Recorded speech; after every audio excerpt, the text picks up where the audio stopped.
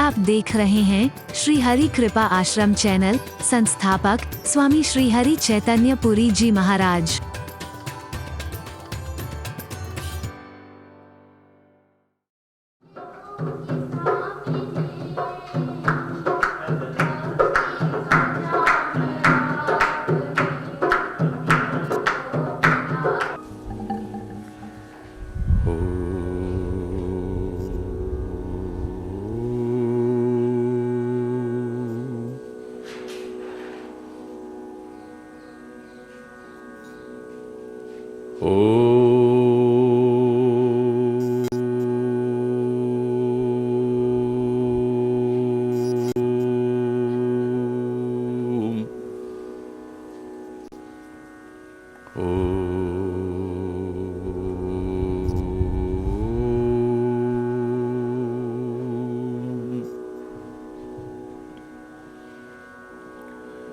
सर्वे भवन्तु सुखिनः, सर्वे सन्तु निरामया, सर्वे भद्राणि पश्यन्तु, मा कश्चित् दुःखभाग् भवेत्। ॐ शान्ति शान्ति शांति।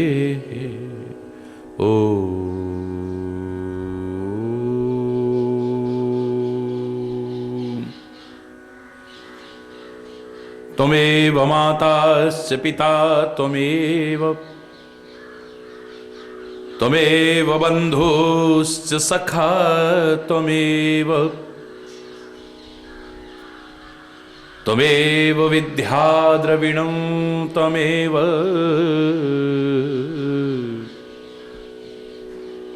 त्वमेव सर्वं मम देवदेव।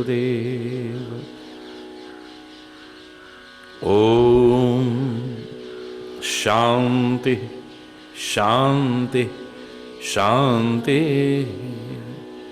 ॐ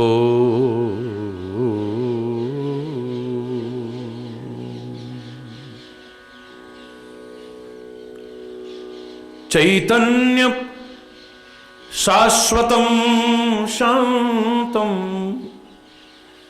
व्योमातीतं निरञ्जनं नादबिन्दुकलातीतं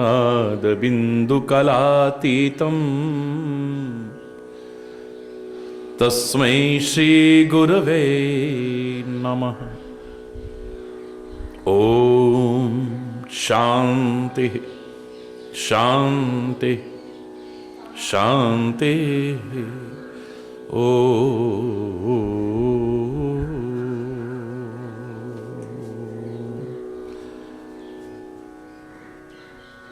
जराया शरण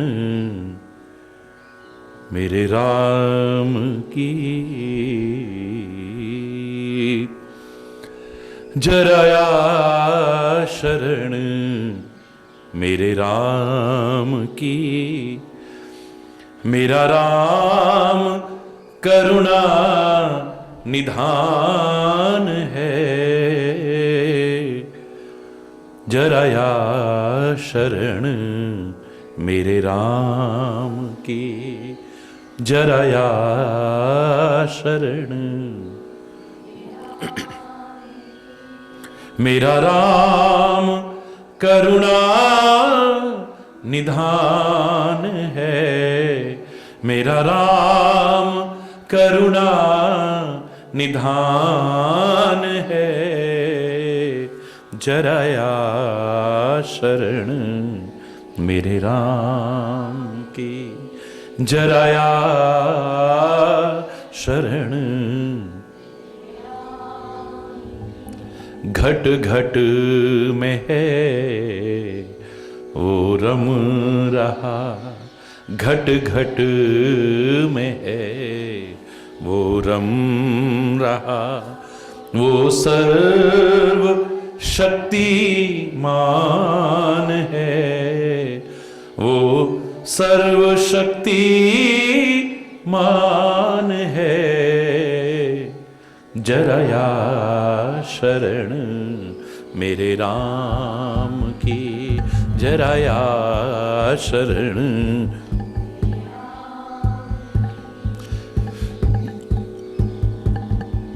भक्ति में उसकी हो मगन, उसे पाने की तू लगा लगन। भक्ति में उसकी हो मगन, उसे पाने की तू लगा लगन। उसे पाने की तू लगा लगन। तेरे पाप सब कट जाएंगे, तेरे पाप सब कट जाएंगे। वो सर्व शक्तिमान है, वो सर्व शक्तिमान है। जराया शरण मेरे राम की, जराया शरण। जिसने सहारा लिया राम का, वो तो हो गया श्री राम का। जिसने सहारा लिया राम का, वो तो हो गया श्री राम का। वो तो हो गया श्री राम का। पत्थर तरे जिसके नाम से, पत्थर तरे जिसके नाम से। अरे तेरा तरना आसान है, फिर तेरा तरना आसान है। जराया शरण, जराया शरण मेरे राम की। मेरा राम करुणा निधान है, मेरा राम करुणा निधान है। शरण मेरे राम की, जराया शरण। लगी भीलनी को तो आस थी, प्रभु आ बुझा गए प्यास भी। लगी भीलनी को तो प्रभु आ बुझा गए प्यास भी। प्रभु आ बुझा गए प्यास भी। झूठे बेरों को भी वो खा गए, झूठे बेरों को भी तो खा गए। जिसे जाने कुल जहान है, जिसे जाने कुल जहान है। जराया शरण मेरे राम, जराया शरण।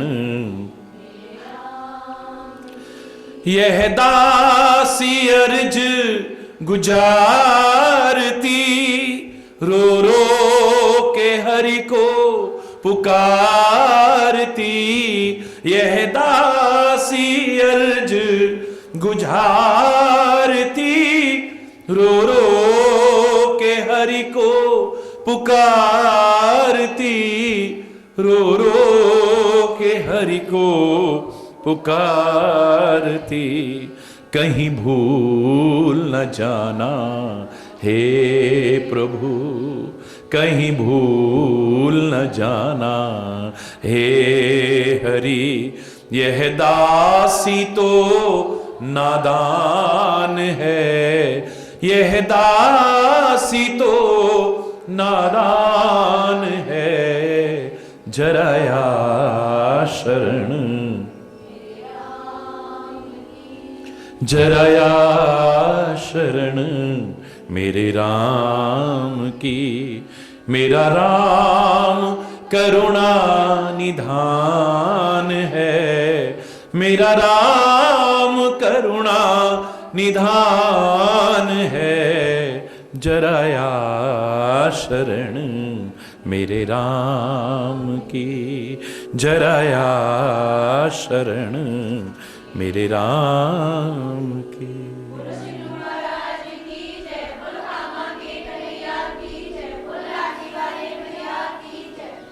हरि बोल, हरि बोल।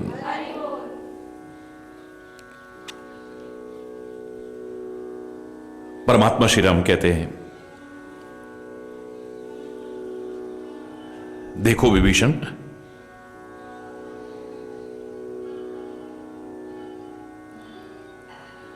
उस सामने बिजली चमक रही है, बादल गरज रहे हैं,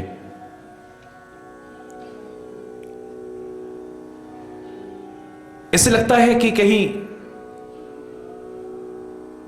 ओलों की वर्षा तो होने वाली नहीं है।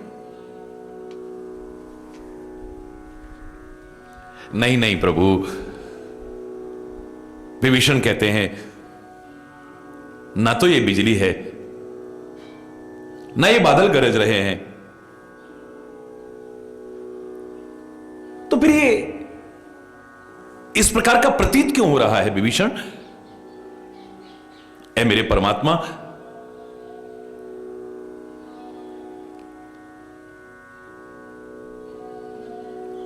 एक शिखर के ऊपर यह अखाड़ा बना हुआ है, बहुत विशाल महल बना हुआ है, और वहां अखाड़ा है।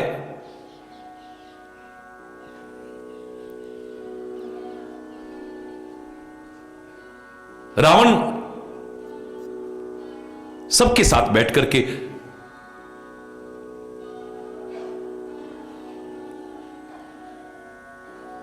अपने मनोरंजन करने में मस्त है। हरि बोल।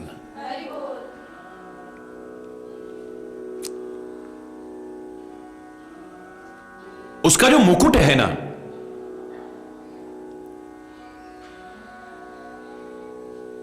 वो विशाल जो मुकुट है जो उसने सिर पर धारण कर रखा है,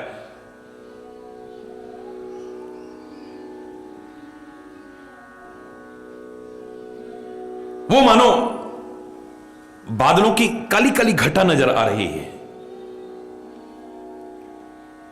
और मंदोदरी के कानों में जो कर्णफूल हैं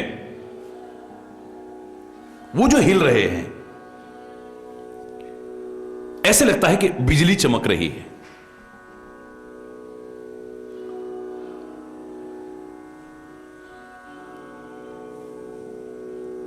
अनुपम ताल और मृदंग बज रहे हैं,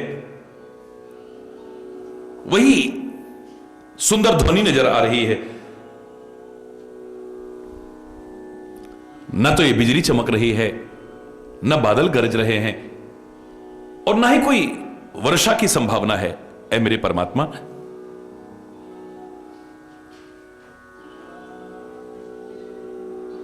परमात्मा श्री राम मुस्कुराने लगे।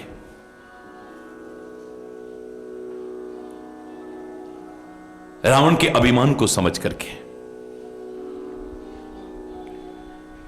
इसे मालूम है कि सेना आ चुकी है, श्री राम आ चुके हैं, इसके सिर पर काल मंडरा रहा है, लेकिन फिर भी ये मस्त है। लगता है इसे बहुत अभिमान हो गया है। उसके अभिमान को समझते हुए परमात्मा श्री राम ने सरसंधान किया है। उसके सिर का मुकुट भी, मंदोदरी के कान के कर्णफूल भी एक ही तीर में सब काट करके गिरा दिए। सबके देखते देखते सब पृथ्वी पर गिर पड़े, और श्री राम के जो तीर थे वो वापिस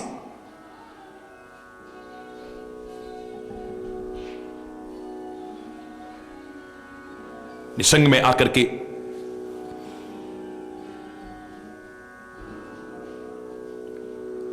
तर्कस में आकर के वापिस बड़ा आनंद आ रहा था, अचानक ऐसा रसभंग हुआ। सबके मन में आया कि भूकंप भी नहीं आया है, बहुत तेज हवा भी नहीं चली है, अस्त्र शस्त्र भी किसी को अपने आंखों से दिखाई नहीं दिया है। ऐसे लगता है कि कोई भयानक अपशगुन हुआ है।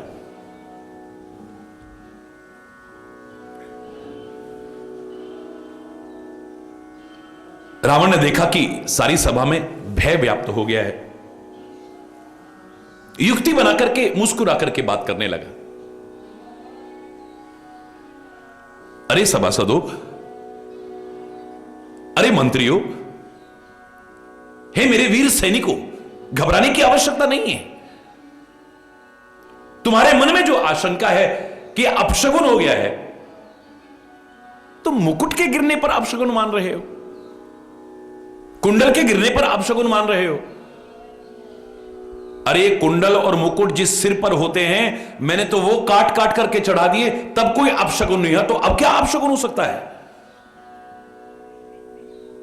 सिरहु गिरे संतत शुभ जाहि, मेरा तो सिर भी कट कट करके गिरा है तो भी शुभ हुआ है, अशुभ नहीं हुआ है। मुकुट गिरने से क्या अशुभ होगा? ये अभिमान के शब्द हैं। हरि बोलना।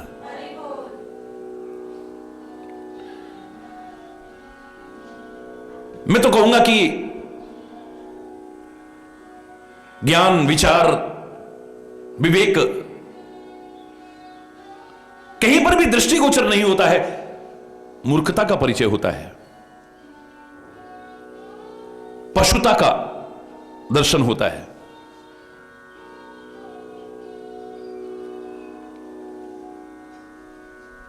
जिसे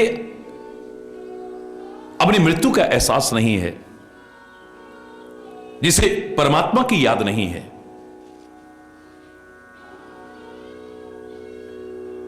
मुझे नहीं लगता है कि उसके जीवन का कदाचिन भी कल्याण की संभावना हो। कहने वालों ने गलत नहीं कहा था, ये दो चीजें भी अगर याद रहे तो तुम्हारी जिंदगी संवर जाए, कल्याण हो जाए तुम्हारी जिंदगी का। दो बातन को याद रख जो चाहे कल्याण, नारायण एक मौत को, दूजे श्री भगवान। परमात्मा को और मौत को अगर तू याद रखे, डरे नहीं, याद रखे, तो तेरे से कभी गलत नहीं होगा, तेरे जीवन का कल्याण होगा।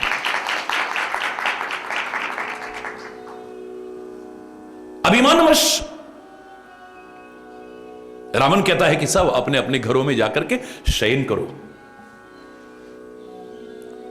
सिर झुका करके सब चले गए, लेकिन मंदोदरी के हृदय में बहुत सोच पैदा हो गया है। अपशगुन देख करके आंखों में जल भर के, हाथ जोड़ के विनती करती है, हे प्राणपति, परमात्मा श्री राम से विरोध का परित्याग कर दो। उन्हें सामान्य मानव मत समझो तुम।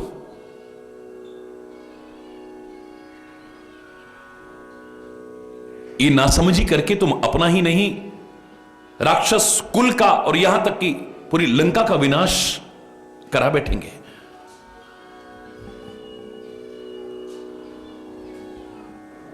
जिसके बिना सारे लोगों की कल्पना भी नहीं की जा सकती है। सारे लोग जिसके अंग अंग में समाहित हैं। कितना सुंदर वर्णन किया है परमात्मा के उस विराट रूप का। विश्वरूप रघुवंश मणि करहु वचन विश्वास। अब देखिए, लंका में रह रही है, राक्षस की पुत्री है, राक्षस की पत्नी है, राक्षसों के बीच रहती है, लेकिन फिर भी अपने ज्ञान को, अपने विवेक को, अपने विचार को और अपनी भक्ति को अपने से दूर नहीं होने देती है। सीखो, समझो, हम मानव के रूप में हैं, मानवों के बीच में रहते हैं, और फिर भी यदि हम अपने ज्ञान को, अपने विचार को, अपने विवेक को, अपनी भक्ति को नहीं रख पाए तो शायद फिर हम उनसे भी गए गुजरे हो जाते हैं। विश्वरूप रघुवंश मणि करहु वचन विश्वास, लोक कल्पना वेद कर अंग अंग प्रतिजासु। मेरे इन वचनों पर विश्वास करो हे स्वामी, वे रकुल के शिरोमणि परमात्मा श्री राम विश्व रूप है, सारा ब्रह्मांड इनमें समाहित है, ये सारा विश्व उन्हीं का रूप है। वेद जिनके अंग अंग में लोकों की कल्पना करते हैं। मंदोदरी के शब्दों को ध्यान से सुनिए। पद पाताल शीश अजधामा, अपर लोक अंग अंग विश्रामा, भ्रकुटी विलास भयंकर काला, नयन दिवाकर कच घनमाला, जासु घ्राण अश्वनी कुमारा, निस और दिवस निमेष अपारा, श्रवण दिशा 10 वेद बखानी, मारुत श्वास निगम निजबानी, अधर लोभ जम दसन कराला, माया हास बाहु दिगपाला, आनन अनल अंबुपति जीहा, उत्पत्ति पालन प्रलय समीहा, रोमराज अष्टादश भारा, अस्थि शैल सरिता नस जारा,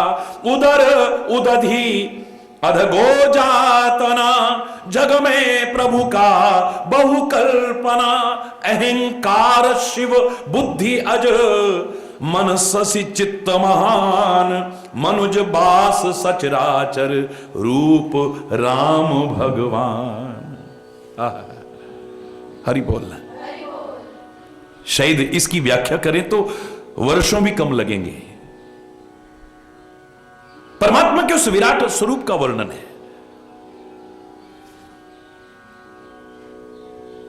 परमात्मा ने दिव्य दृष्टि प्रदान करके, कृपा करके जो अर्जुन को दिखाया है, गुरुदेव भगवान वेदव्यास ने कृपा करके जो संजय को दिखाया है,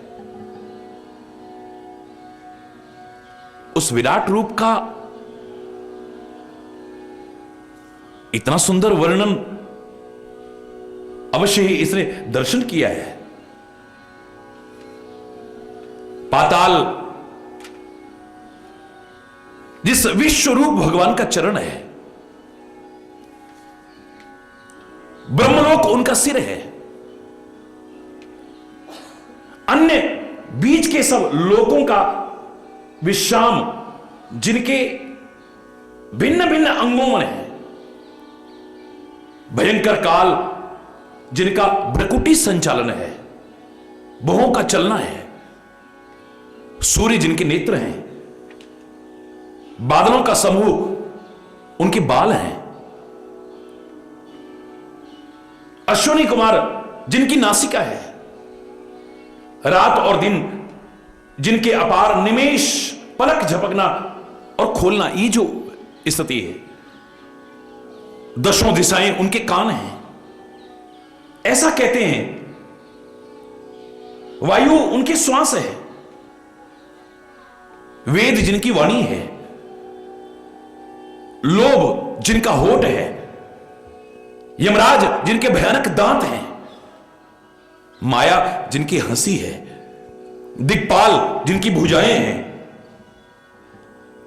अग्नि जिनका मुख है, वरुण जिनकी जीव है, उत्पत्ति पालन और प्रलय जिनकी चेष्टा यानी क्रिया मात्र है, 18 प्रकार की असंख्य वनस्पतियां जिनकी रोमावली है, पर्वत उनकी अस्थियां हैं, नदियां नसों का जाल है, समुद्र उनका पेट है,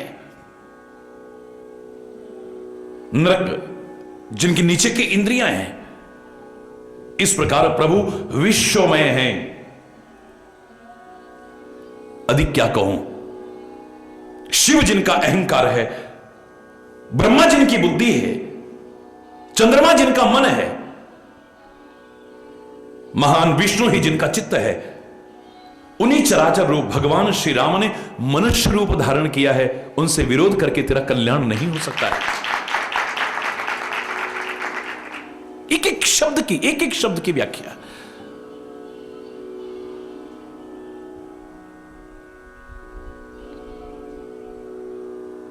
जो विराट रूप अर्जुन को दिखा रहे हैं परमात्मा श्री कृष्ण है,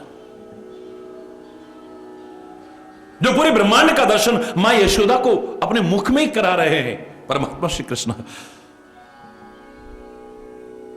ये कितनी परमात्मा श्री राम की कृपा पात्र होगी, विचार करिए आप। उस दिव्य स्वरूप का वर्णन, उस विराट स्वरूप का वर्णन कर रही है, जिसको देख करके भयभीत हो गया था अर्जुन। पहले प्रार्थना कर रहा था अपने उस दिव्य और विराट रूप के दर्शन कराइए, और जब कराया तो कांपने लग गया है, बुरी तरह से घबरा गया है। वापिस आइए उसी में। अस विचार सुन प्राणपति प्रभु सन वैर विहाय। ऐसा विचार करके हे प्राणपति, परमात्मा से वैर का परित्याग कर दो। प्रीति करहु रघुवीर पद मम अहि बात न जाए।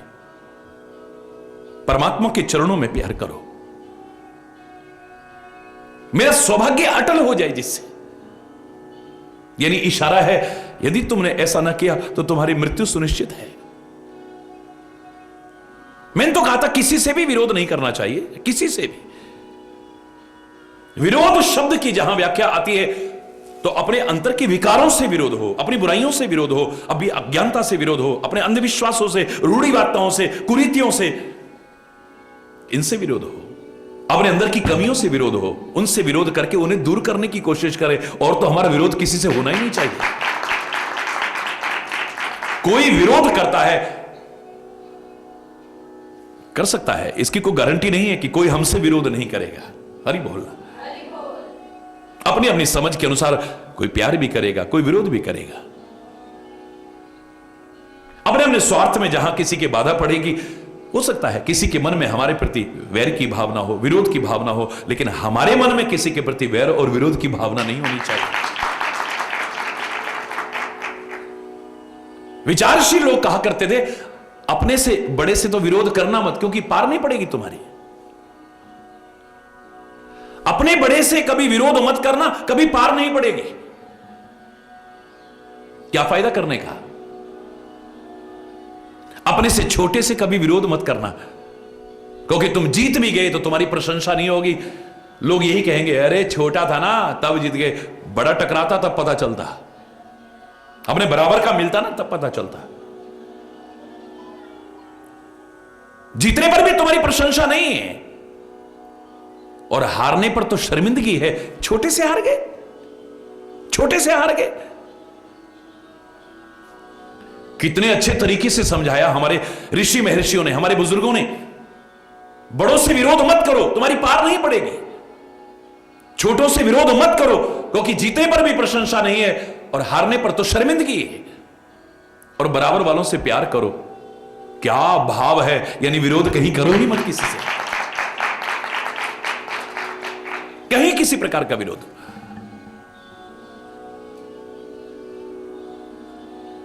मारीच अपनी अल्पमति से जहां तक है कह पाया कि 9 लोगों से कभी विरोध नहीं करना चाहिए। बिल्कुल ठीक। जिसके पास शस्त्र है उससे कभी विरोध मत करो। चल गया, जिंदगी चलेगी, उसके बाद क्या है? अरे जिंदगी है तो सब कुछ है। जिसके पास शस्त्र है उससे विरोध बोलो ना, नहीं करना चाहिए। जो तुम्हारा भेद जानता है उससे विरोध विभीषण की तरह लंका ढा देगा तुम्हारी। हरि बोल। जो समर्थ है उससे विरोध कभी नहीं करना चाहिए। परमात्मा से विरोध कभी नहीं करना चाहिए। जो तुम्हारी रसोई बनाता है उस रसोई से कभी विरोध बोलो। डॉक्टर से विरोध नहीं करना चाहिए। आजकल के डॉक्टर की तो आप दवाइयां देख सकते हो, उस पर लिखा हुआ होगा, सारा फॉर्मूला भी लिखा होगा, बाकायदा उसमें मिलेगी। पुराने जमाने में तो जड़ी बूटियां होती थी, कूट काट करके दी, क्या पता चलेगा। वैद्य से कभी विरोध नहीं करना चाहिए। मूर्ख व्यक्ति से कभी विरोध नहीं करना चाहिए। कीचड़ में पत्थर भी मारोगे तो छींटे अपने ऊपर ही आएंगे। जिसके अंदर कवित्व शक्ति है, कविता की शक्ति है, उससे कभी विरोध नहीं करो, कहीं भी शर्मिंदा कर सकता है तुम्हें। जिसकी आदत है भाड़ की तरह भड़ भड़ भड़ भड़ भड़ भड़ सब जगह, वो कब लोगों के बीच में आपको शर्मिंदा कर देगा पता ही नहीं चलेगा। मत करो उससे। हरि बोल। जिसके पास अकूत पैसा है, और आज के जमाने में हर जगह तो नहीं लेकिन अधिकांश जहां भ्रष्टाचार का बोलवाला हो, उस पैसे के बल पर वो हरि बोलना, उससे भी विरोध नहीं करना चाहिए। पार नहीं पड़ेगी तुम्हारी। मारीच ने अपनी मति के अनुसार कहा कि 9 लोगों से विरोध नहीं करना चाहिए, लेकिन हरि चैतन्य से कोई पूछे तो स्पष्ट शब्दों में कहेगा किसी से भी विरोध नहीं करना चाहिए।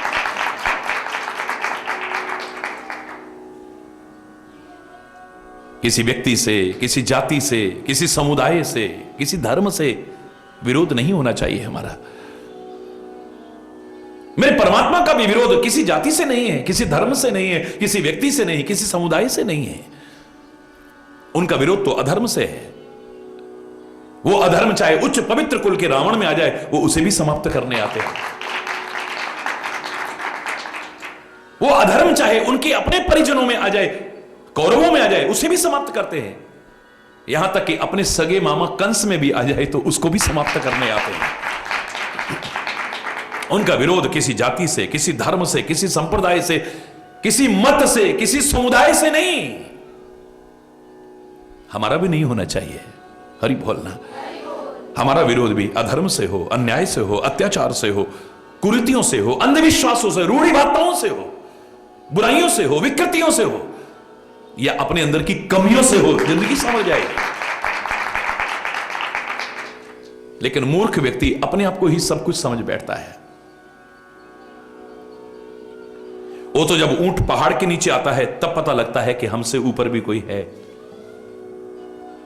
अन्यथा वो परमात्मा तक के अस्तित्व को नकारने में भी संकोच नहीं करता है। क्या भगवान, क्या भगवान, क्या भगवान। वो स्वयं को ही सब कुछ मानने लगता है।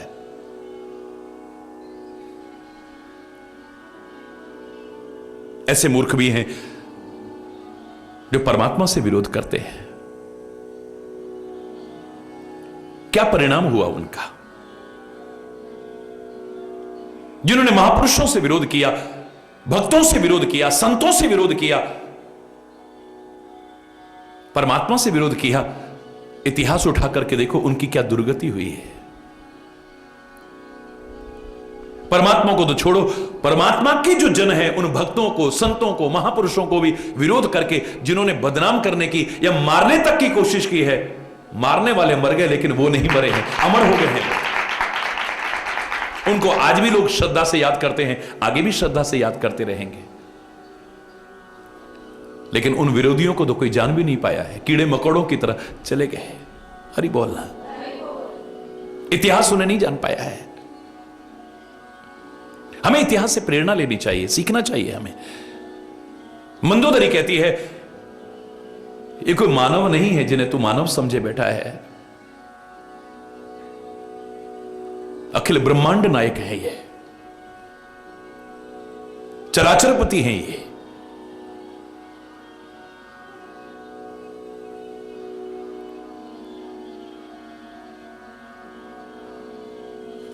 इनसे विरोध करने पर तेरा पूरा नहीं पड़ेगा। प्रीति करहु रघुवीर पद। परमात्मा से तो प्यार कर, और प्यार भी कहां करो? उसके चरणों में प्यार करो। मम अही बात न जाए, मेरा सौभाग्य बना रहेगा। मेरा सौभाग्य यानी तू बना रहेगा, वरना नष्ट हो जाएगा। लेकिन अभिमानी व्यक्ति को ज्ञान की बात अच्छी नहीं लगती है, विचार की बात अच्छी नहीं लगती है। रावण मुस्कुराने लगा है, और मुस्कुराए नहीं, बड़ी जोर से हंसने लगा है, ठाके मार करके हंसने लगा है। ओ मोह महिमा बलवाना, ये तू नहीं बोल रही है, तेरा मोह बोल रहा है। हरि बोल रहा है, जोर से बोल रहा है। नारी स्वभाव सत्य सब कहीं, अवगुण 8 सदा उर रही। ये किसके शब्द हैं? रावण के शब्द हैं। इनको सुनकर के लोग तुलसीदास को भला बुरा कहना शुरू कर देते हैं, या जो इन्हें प्रस्तुत करते हैं उनके प्रति गलत भावना ले आते हैं। नहीं नहीं, जहां तक तुलसी का भाव है, जहां तक संतों का भाव है, महापुरुषों का भाव है, और उनका भाव नहीं, भारतीय संस्कृति का भाव है, वो तो नारी के सम्मान की भावना रखता है। यत्र नारस्तु पूजते रमन्ते तत्र देवता का भाव रखता है भारत और भारत की संस्कृति, भारत के विचारक।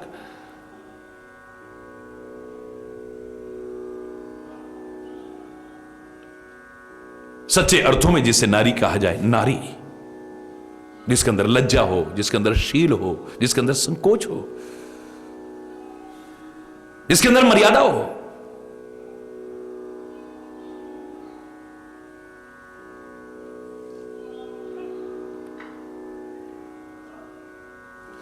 उसे अबला नहीं माना है।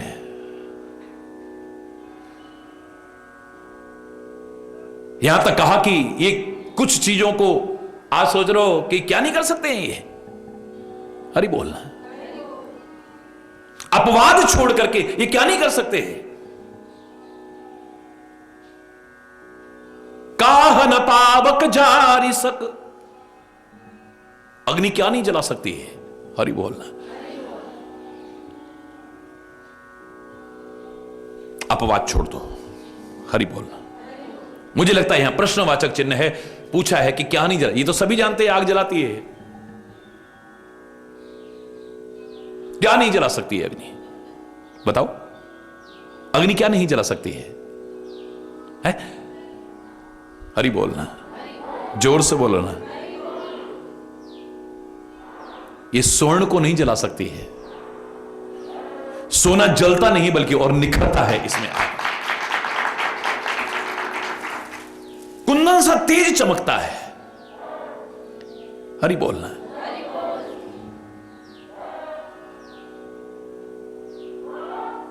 सारी लंका को जलाया आग ने, लेकिन विभीषण की कुटिया को नहीं जला पाई है। सारी लंका को जलाया है, लेकिन हनुमान को तो क्या, हनुमान की पूंछ को भी नहीं जला पाई है। कवच प्राप्त, वरदान प्राप्त, होलिका जल करके खाक हो गई है, लेकिन प्रहलाद को नहीं जला पाई है। हरि बोलना, जोर से बोलो ना। नहीं जला पाई उसे, नहीं जला पाई उसे। ये अपवाद है, बाकी आग क्या नहीं जला देती है। काह न पावक जारि सक, काह न समुद्र समाये, समुद्र में क्या नहीं समा जाता है, यानी सब कुछ समा जाता है। नहीं, अपवाद छोड़ा है यहां भी। मुझे लगता है कि प्रश्न का उत्तर पूछा है, ऐसा क्या है जो नहीं डूब सकता? बड़े से बड़ी चट्टानों को डुबो सकता है, बड़े से बड़े शिलाओं को डुबो सकता है,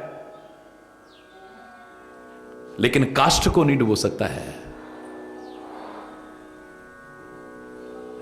जो तिनके बन जाते हैं, विनम्र बन जाते हैं, दीन बन जाते हैं, निराभिमानी बन जाते हैं, उनको नहीं डुबो सकता है।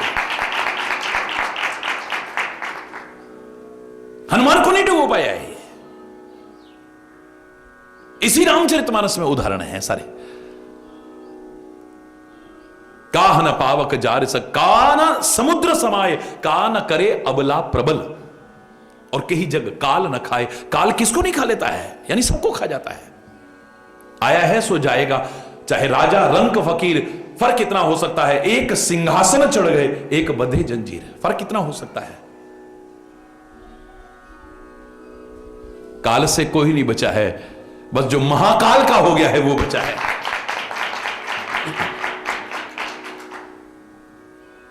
जो समाज के काम आ गया है वो नहीं मरा है, काल उसे नहीं खा पाया है, अमर हो गया है, मर करके भी अमर हो गया है। अमर कहते हैं उन्हें, अमर शहीद कहते हैं उन्हें। ये नहीं कहते कि मर गया है वो। हरि बोलना, जोर से बोलो ना है।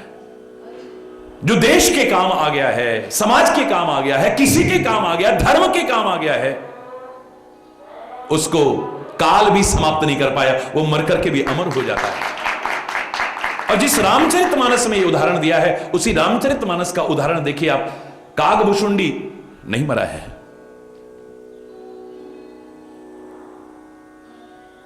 बीते कल्प 7 और 20 27 कल्प हो गए हैं। पूछना पड़ा, ज्ञान प्रभाव की योग बल, तुम्हारी मृत्यु क्यों नहीं होती है? तुम्हें काल भी क्यों नहीं खाता है? जो काल सबको खा लेता है, हे कागभुशुंडी तुम्हें क्यों नहीं खा पाया? ज्ञान प्रभाव की योग बल, ये ज्ञान का प्रभाव है, योग का प्रभाव है, काहे का प्रभाव है? नहीं खा पाया है। इसी रामचरितमानस में पवन पुत्र हनुमान जी के लिए आता है, अजर अमर गुण निधि स्तो हो, करो बहुत रघुनायक छो। आप अमर हो जाए, मृत्यु आपका काल भी तेरा कुछ नहीं बिगाड़ पाएगा। हरि बोलना है, जोर से बोल रहा है, हरि बोल। नहीं बिगाड़ पाया उसका, तो का ना करे अबला प्रबल। अबला को भी अबला नहीं समझे, अगर ये अपने उस पे है तो ये क्या नहीं कर सकती है? अपवाद छोड़ दीजिए, बाकी आज नारी ने किस क्षेत्र में अपना परचम नहीं लहराया है? इतिहास साक्षी है। इतिहास की बात छोड़िए, मैं तो कई बार कहा करता हूं, ये कन्या भ्रूण हत्या जैसा एक जघन्य अपराध जो इस समाज में आ गया है, इसे जड़मूल से खत्म करना चाहिए, हमें नष्ट करना चाहिए इसे हमें। ये अभिशाप है हमारे भारत जैसे राष्ट्र के लिए, जहां नवरात्रियां आती हैं, कन्या पूजन किया जाता है। जिस राष्ट्र में अनेक बार और विशेष तौर से 2 बार नवरात्रियों में कन्या का पूजन किया जाता हो, और उस देश में कन्या भ्रूण हत्या होती हो, इससे बड़ी शर्मनाक स्थिति क्या हो सकती है? पैदा होने से पहले ही उसे गर्भ में ही समाप्त कर दिया जाए। आज हमारी बेटियां किस क्षेत्र में अपना कीर्तिमान स्थापित नहीं कर रही हैं, कहां आगे नहीं बढ़ रही हैं? हरि बोल। हमें नाज है उन पर।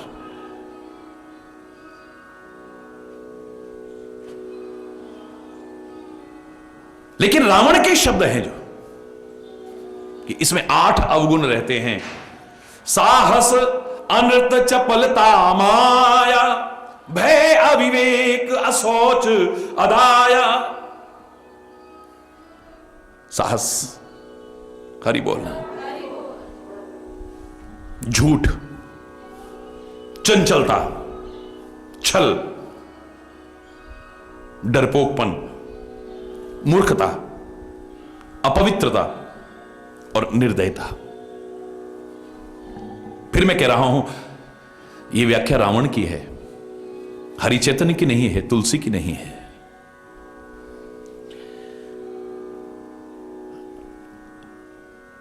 उसका अभिमान देखिए, वो कहता है इसी बहाने से तू मेरी प्रशंसा कर रही है। हरि बोल।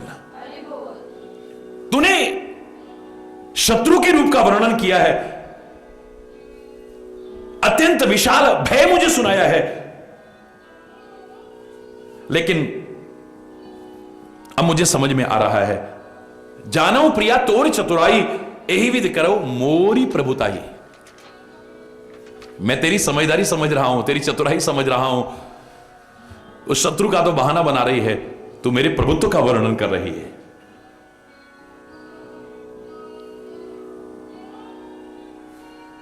तब बत कहीं गूढ़ मृग लोचनी, समुझत सुखद सुनत भय मोचनी। तेरी बातें समझने में बहुत सुखद है, डर को दूर करने वाली हैं, बड़ी गूढ़ बातें हैं हे मृगलोचनी तेरी। हरि बोल।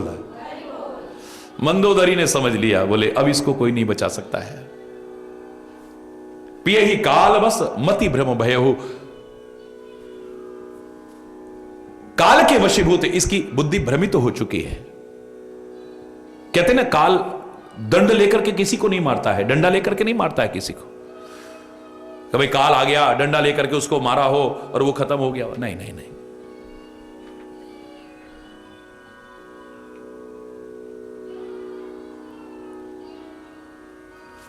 मति हरण कर लेता है। हरि बोलना। दुख की स्थिति आनी हो, कष्ट की विपत्ति की स्थिति आनी हो, परेशानी की स्थिति आनी हो, काल के वशीभूत होना हो, स्वाभाविक क्रिया की बात नहीं कर रहा हूं मैं, बुद्धि नष्ट हो जाती है। और बुद्धि कैसे नष्ट होती है? गलत संग से नष्ट होती है।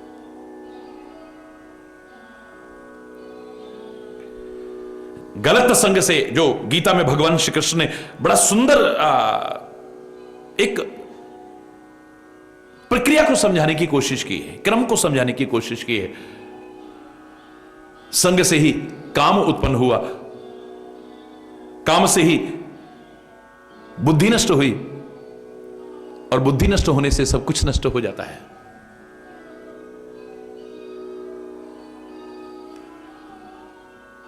क्रम है ये। संग से काम, काम से क्रोध। जब कामना पूरी नहीं होती तो फिर क्रोध आता है। अपनी इच्छा पूरी नहीं होती, अपने मन के अनुरूप नहीं होता है तो आदमी को गुस्सा आता है। फिर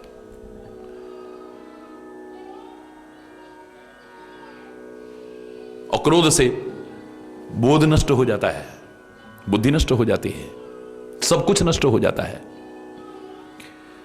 अगर बुरा संग करने से काम पैदा हो सकता है तो अच्छा संग करने से राम भी पैदा हो सकता है।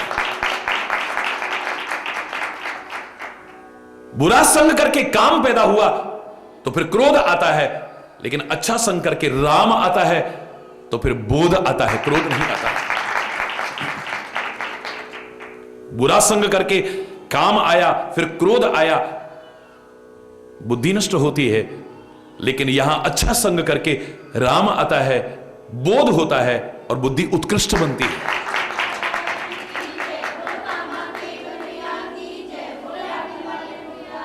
अच्छी मति अच्छे संग से ही प्राप्त कर सकते हैं, बुरे संग से हम प्राप्त नहीं कर सकते हैं कभी भी। काहू सुमति की खल संग जामी, दुष्टों का संग करके कोई सोचे कि मेरी अच्छी मति हो जाएगी, हो ही नहीं सकती है कभी भी। बुद्धि भ्रष्ट हो जाएगी तुम्हारी।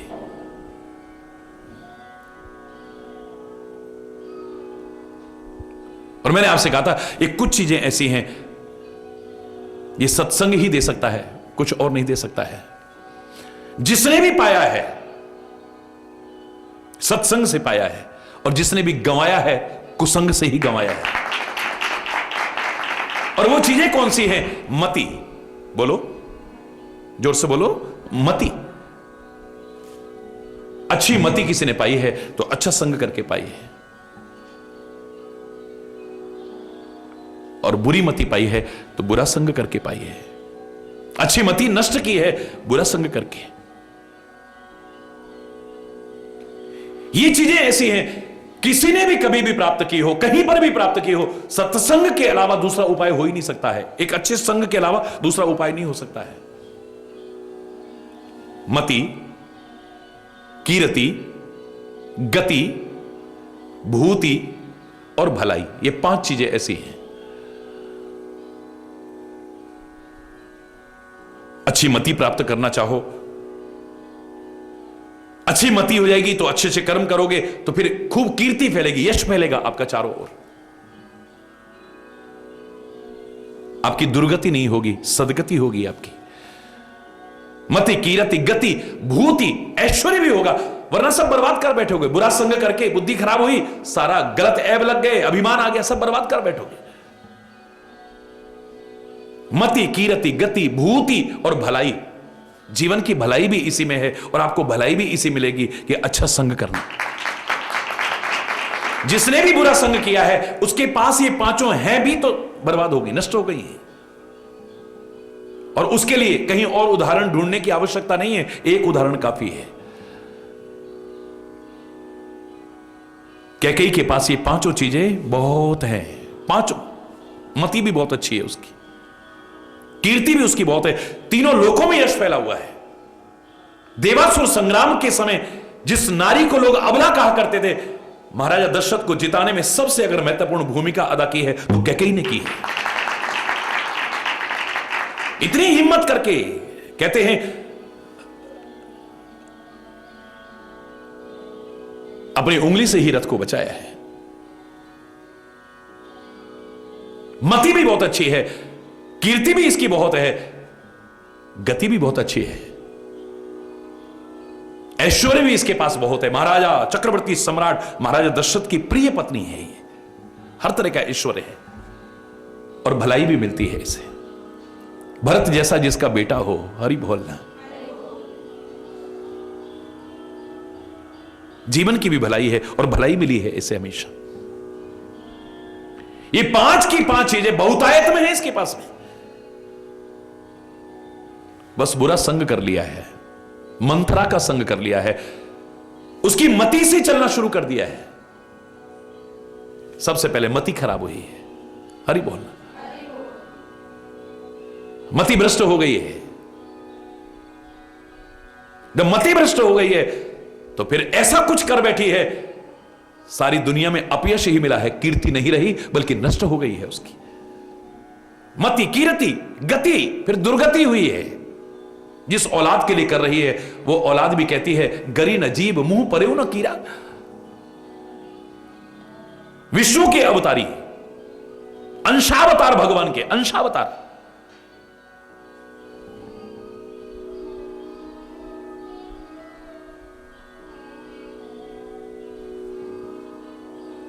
भरत जैसे आदर्श व्यक्तित्व से कोई कल्पना कर सकता है अपनी जन्म देने वाली मां को ऐसे अपशब्द कहेगा, कटु शब्द कहेगा? इससे ज्यादा दुर्गति और क्या हो सकती है?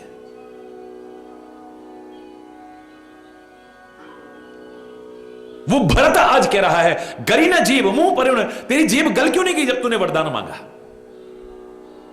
तेरे मुंह में कीड़े क्यों नहीं पड़ गए जब तू वरदान मांग रही थी? वर मांगत उर भई न पीड़ा, जब तू वरदान मांग रही थी तेरे हृदय में पीड़ा नहीं हुई, दर्द नहीं, तेरे को हार्ट अटैक नहीं हुआ, तेरे हार्ट में पेन नहीं हुआ? जनमत काहे न मारे समोई, तूने पैदा होती मुझे क्यों नहीं मार दिया, या पैदा करते करते तू क्यों नहीं मर गई? आज कलंक तो न लगता ही। मति बर्बाद, कीर्ति यानी यश बर्बाद, अपयश मिला है, अपयश, हरि बोल।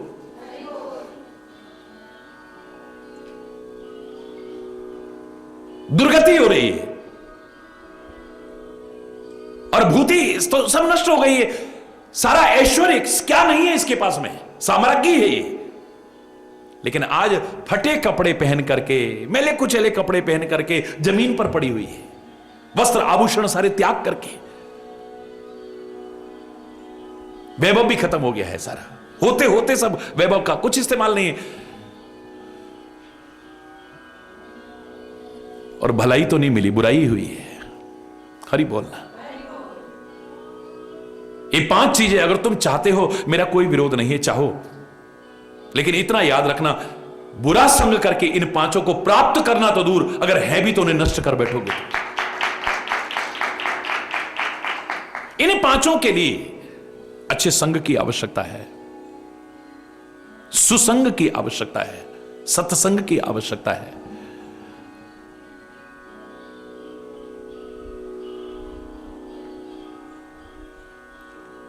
इसलिए परमात्मा से हमेशा प्रार्थना करो कि ऐ परमात्मा,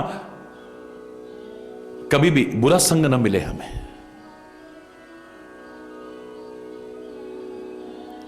लोग तो यहां तक कहने में संकोच नहीं करते थे कि बर भल बास नरक करता था, पर दुष्ट संग जन दे विधाता। ऐ परमात्मा, नरकों के कष्ट चाहे दे देना, लेकिन कभी दुष्ट का संग मत देना।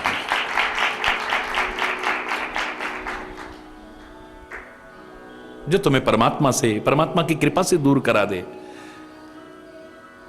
जो मैं तुम्हें सदगुरु से, उनकी कृपा से दूर करा दे, जो तुम्हारे अच्छे स्वभाव को नष्ट करा दे, तुम्हारे अच्छे चिंतन को नष्ट करा दे, अच्छे आचरण को नष्ट करा दे, ऐसा संग मत करना कभी। हरि बोलना, जोर से बोलना।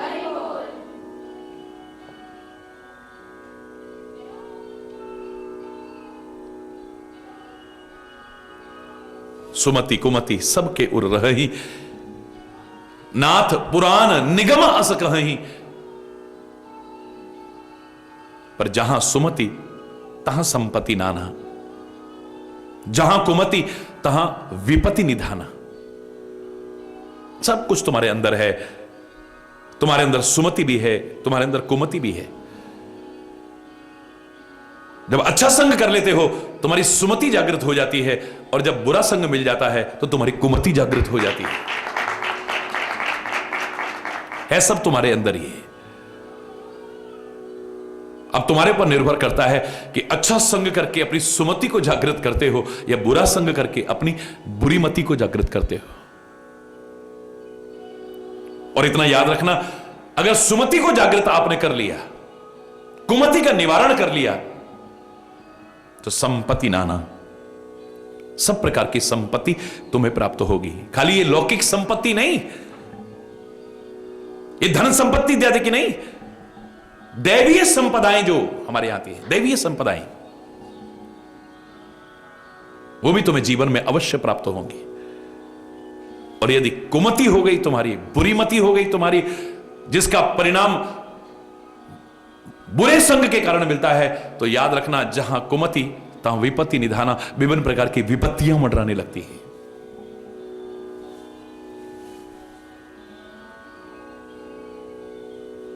परमात्मा करे किसी पर विपत्ति ना आए, दैवीय संपदाओं का हर एक के अंतर में विकास हो। लेकिन खाली कहने से नहीं होगा, खाली शुभकामना करने से नहीं होगा, आपका प्रयास भी अपेक्षित है उसके लिए। उसके लिए अच्छा अच्छा संग करना, नहीं तो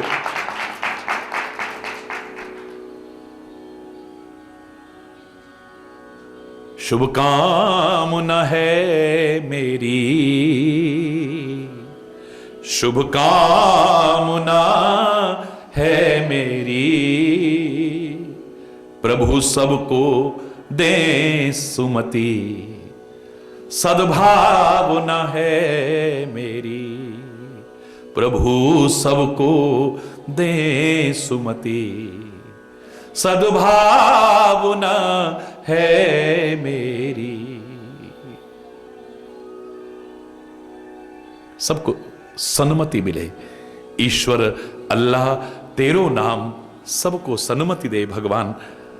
ऐ मेरे परमात्मा, सबको सन्मति प्रदान कर। सब कुछ बर्बाद हो जाएगा अगर बुरा संग मिल गया, कुछ नहीं बचेगा मेरे प्यारे बच्चों। मैंने आपको उदाहरण दिया कैकेयी का, क्या नहीं है उसके पास में,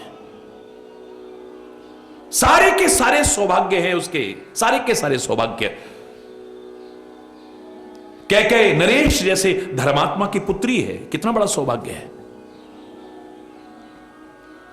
महाराजा दशरथ जैसे परम धर्मात्मा की पत्नी, कितना बड़ा सौभाग्य है। विष्णु के अवतारी भरत की मां बनी है, कितना बड़ा सौभाग्य है। परब्रह्म परमात्मा श्री राम की मां कहलाने का सौभाग्य मिला है, कितना बड़ा सौभाग्य है। लेकिन बुरा संग कर लिया है तो सौभाग्य भी गया और सुहाग भी चला गया। सौभाग्य भी गंवा बैठी और सुहाग भी गंवा बैठी।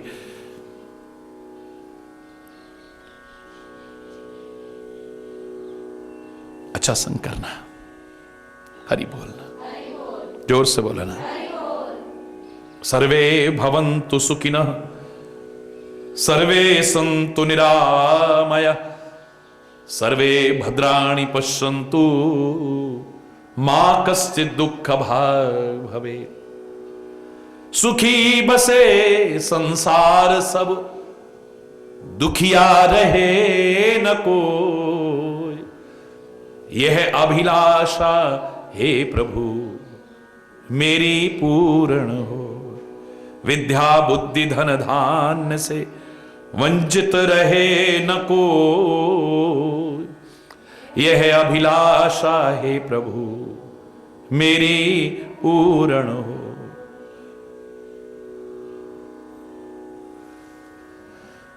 धर्म की, अधर्म का, प्राणियों में, विश्व का, गौ माता की, भारत माता की, गंगा माता की, संत समाज की, भारत की देवियों की, भक्त समाज की।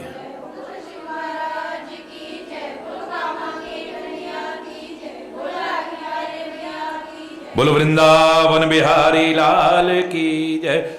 जय जय श्री राधे श्याम राम। हरि बोल, हरि बोल।